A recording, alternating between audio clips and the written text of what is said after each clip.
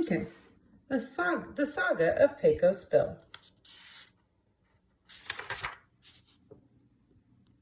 Staging. The four narrators should be seated on a stool or high chairs. They should each have their script on a music stand or lectern. The other characters, some of whom only have a few lines, may be standing or walking around the stage. So here's your characters. You happen to have four narrators, and then Ma, Pa, Cowboy 1, Pecos Bill, Mountain Lion, and Cowboy 2. The narrator, narrator 1. Now, as you all know, Texas is a pretty big state. In fact, it's the biggest state of them all. And because it's such a big state, it has big heroes. And the biggest of all the heroes was Pecos Bill, the king of the cowboys. Someone underline, circle Pecos Bill and underline the king of the cowboys. You see, Pecos Bill wasn't originally from Texas. No, sir. He was from somewhere back east, from a family of 15 or 20 kids. In fact, there were so many kids in the family that the parents just didn't remember all the names of their children. Well, as I heard it, Bill wanted a teddy bear just like any other kid. But because his family was so poor, they couldn't afford a teddy bear just for Bill. So he decided to go out and get his own. So one day he crawled out of his crib and into the woods. There he found a genuine, meaning real, grizzly bear, which he wrapped up in his arms and took home. Seems like Bill was going to be a little different from everyone else. So he's from a very big family. We also know that they were poor, probably because they had so many people in their family. Our saga, so saga means story or long detailed story, begins when one day Bill's parents heard about some new land in the West. They heard that there was plenty of land for families with 15 to 20 children. So notice I'm not reading these parts. That's because the person who was acting or playing those parts would be saying this and not saying their own name before they talked. So you need to make sure you know who's talking. Hey, Ma, I heard that there's plenty of land in the West for families with lots of children. You mean families like ours with so many children that we just can't remember their names? Yep. Well, why don't we just up and move out there west so we can build a house big enough for all these children? Sounds like a grand idea. And so Pa and Ma packed up their children and all their animals in the back of their wagon and headed out for the West. However, as soon as the wagon went over the state line between Arkansas and Texas, it bounced Bill clean out of the wagon and alongside the road. So my jotty is going to be moving west. Bill falls out of the wagon. Now, I'm thinking, how in the world could they lose their child and not remember or not notice? But there were 15 to 20 children. Since there were so many children and animals in the wagon, nobody noticed that Bill wasn't in the wagon until about a week later. By then, it was too late to go look for him. But Bill's parents figured that any baby who could wrestle a grizzly bear was certainly tough enough to survive in the wilds of Texas. As it happens, Bill got along fine. After falling out of the wagon, he crawled into a cave of coyotes and fell asleep. The mama coyote took a liking to Bill and began to raise him as her own. Bill soon learned all the ways of the coyote life. He learned how to bay at the moon, how to hunt for rabbits, and how to wrestle with all the other coyotes in the den. Pretty soon, Bill was just a regular coyote. So he lives with coyotes. One day, Bill was lapping up some water from the Pecos River along with the other coyotes. That's when a cowboy spotted him. What in tarnations? You're just lapping up water like you're a regular coyote. Well, that's what I am, a coyote. Anyways, ain't you never seen a real coyote before? course I have. But you're not like any coyote I've ever seen. You look more like a human than you do a coyote. But I am a coyote. I have fleas just like a coyote, don't I? That doesn't mean nothing. The things that all coyotes got is a tail. With that, Bill turned around and looked back. It was then, for the first time in his life, that he realized he didn't have a tail. So I think this is a pretty important part. He realizes that he doesn't have a tail, and that's what they say all coyotes have, right? I don't have a tail like my brothers and sisters, but if I'm not a coyote, then what am I? So Bill is confused here, right? He's been raised as a coyote, but he's not one. You're a human being. Pecos Bill began to growl just like his coyote mother had taught him. But he knew deep down in his heart that he wasn't a real coyote.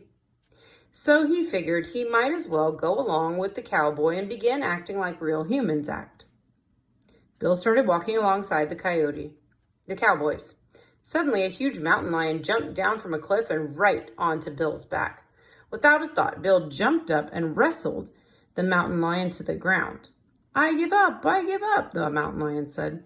Your hunting days are over. Seeing as how I need to be more like a human, I'll use you like a horse.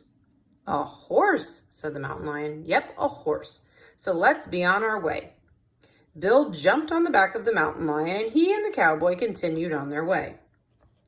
So right here, I'm going to make my jotty. Bill tames a mountain lion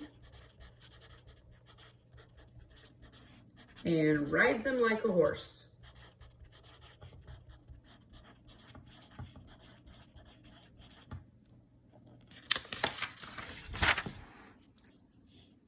They hadn't gone but 10 miles when a 10-foot rattlesnake swung out of a cactus plant and down on top of them. Bill jumped off the mountain lion's back and grabbed the end of that snake. He swung the snake around and around his head. As the snake was spinning round and round, it got thinner and thinner. It also got longer and longer. By the time Bill was done, that 10-foot rattlesnake was 30 feet long. Now I'm thinking that probably can't really happen. It's one of those things where it's an exaggeration. We call it a hyperbole.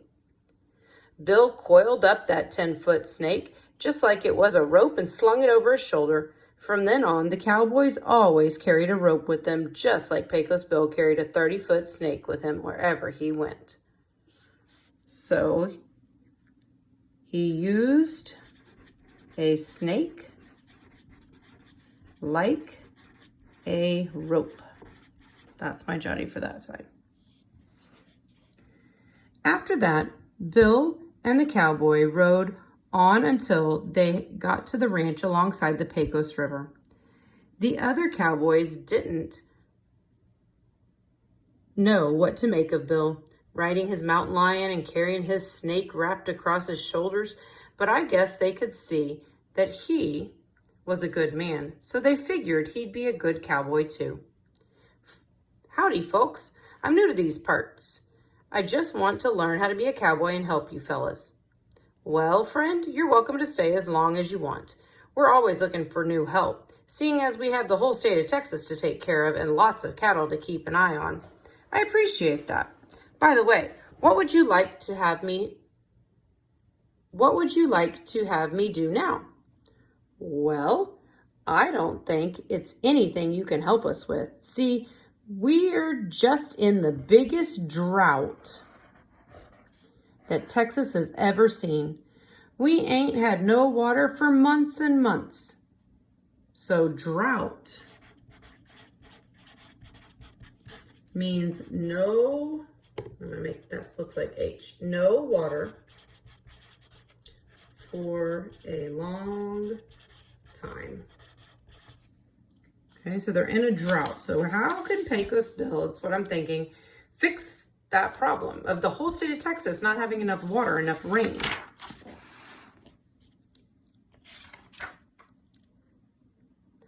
Well, I reckon I can help with that.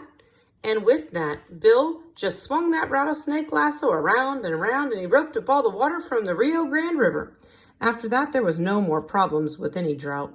Seems like there was nothing that Pecos Bill couldn't do. Like that time when the biggest and meanest tornado that ever came into Texas, Bill decided that the only way to tame that tornado was to ride it until it spun itself out. So there's that word, tame, again. So he rides a tornado, and up above here, he roped up the river water. And he did that to do what? Yep, he did that to help save with the drought. So Bill just waited until that tornado came out and over the state line with Oklahoma. It slowed down a little and it crossed into Texas, and that's when Bill just up and jumped on that tornado's back. Now that tornado didn't like anybody could ride on its back. It turned itself from green to brown to black and began leaping around it like it was full of 100 wildcats. That tornado whipped and whirled some more, just trying to throw Bill off its back. Yowie, hold on tight. I aim to tame you. Seeing as how I'm the toughest cowboy in these here parts, you ain't about to throw me, no sir. Well, that tornado started to do all kinds of mean things as it spun faster and faster. It humped its back. It threw itself all about. It jumped up and down, trying to toss Bill back onto the ground. It just got meaner and meaner every way it twisted and turned. In fact, it got so mean and so ornery that it tied up rivers into knots and emptied lakes of all their water. Why, Bill and that twister went from one end of Texas to the other. The twister was twisting and Bill was hanging on for dear life. But try as it might, that twister could never throw Bill. No way. Bill just rode that tornado like it was the meanest bull at the rodeo. He jabbed it with his spurs and wrapped his arms tighter and tighter around that twisting tornado. Finally, that tornado figured it wasn't going to get Bill off its back, so it headed itself out to California and just rained itself out. Seems it rained so much water that it washed out the Grand Canyon. Why, that mean old tornado was worn down to nothing. And by the time they both reached the Pacific Ocean, that tornado was nothing but a little bitty puff of wind. So he rides and rides the tornado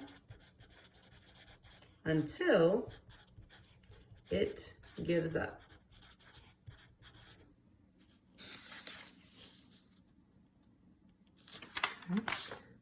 Last page. When Bill fell off, he hit the ground so hard that the ground just sank right below sea level. Folks in those parts now call that part of California Death Valley. There, that should teach those tornadoes a thing or two, Bill said. When Bill got back to Texas, he started to clean up the mess he and that tornado made.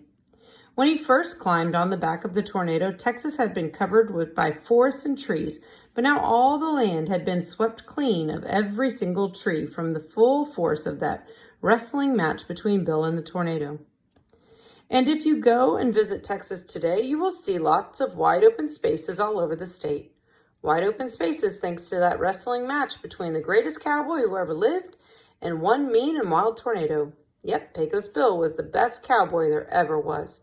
The meanest and the strongest and the best there ever was. So now you're going to go ahead and you're going to answer some of these collaborative discussion questions. On page 306 and 307, you're going to look for what details does the narrator share to show that Pecos Bill was a little different. So what showed he was different as a child? And then on page 312, 313, you're going to look what words and phrases make it seem like a tornado was a living thing. So how did they make the tornado seem like it was alive? And third question, what did Pecos Bill do that a real person might do? And then what did he do that a real person might not do? Okay, so two different parts to that.